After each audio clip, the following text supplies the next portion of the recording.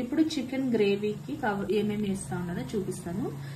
First onions చిన్నగా cut చేసుకున్నాను, చిన్నగా కట్ చేసుకున్న టొమాటోస్, అల్లము, తెల్లగడ్డలు ఇది పేస్ట్ కోసము.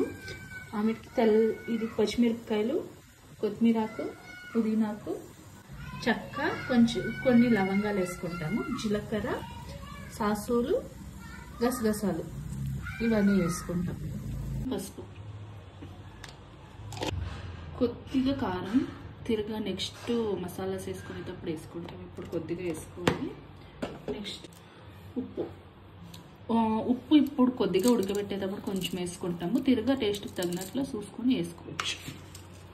కొద్దిగా నీళ్ళు వేసుకొని ఒక 2 విజిల్స్ ఉడకబెట్టుకుంటాము చికెన్ మాత్రం. ఇంకేం మసాలాస్ ఇప్పుడు ఏమీ వేయలేదు.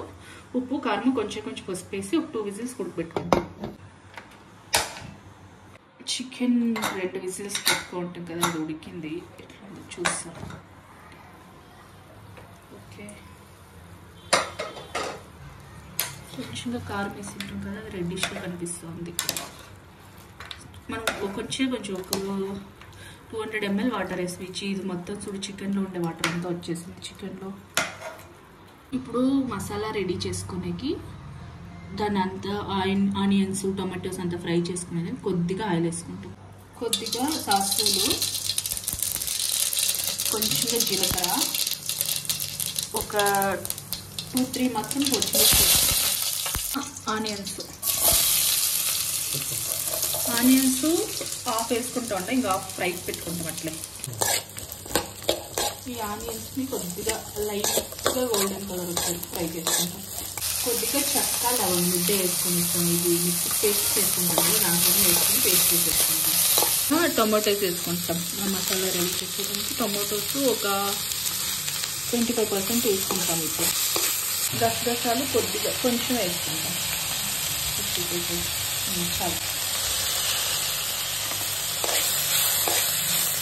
కొద్దిగా పుదీనా, అట్లానే కొత్తిమీరాకు వేసుకుంటాం మసాలాకి. ఇది కూడా ఆయిల్లో కొంచెం ఫ్రై అయితే బాగుంటుంది. కొంచెంగా ఫ్రై అయితే చాలు.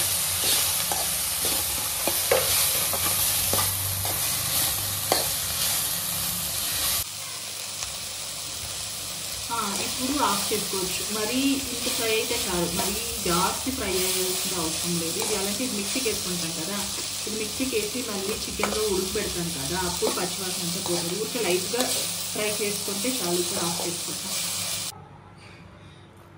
ఇప్పుడు ఫ్రై చేసిన ఐటమ్స్ అంతా ఆరింది. దీన్ని మిక్సీకి వేసుకొని వేస్తాం.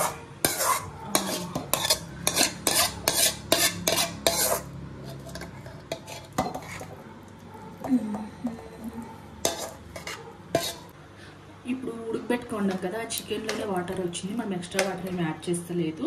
మిక్సీకి వేసుకోండి మసాలా యాడ్ చేసేసుకొని ఇస్తాం డైరెక్ట్గా. ఈ మసాలా యాడ్ చేసేస్తాం.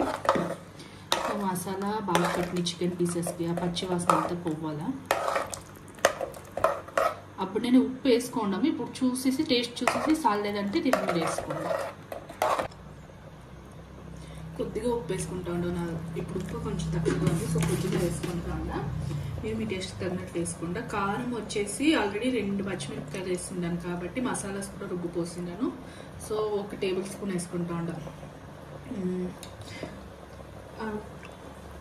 కొత్తిమీర పౌడర్ వచ్చేసి ఒక 2 టేబుల్ స్పూన్స్ వేసుకుంటాం. 1.5 కూడా ఫైన్. తర్వాత చికెన్ మసాలా, కొద్దిగా గరం మసాలా కూడా వేసుకుంటా ఉన్నాను.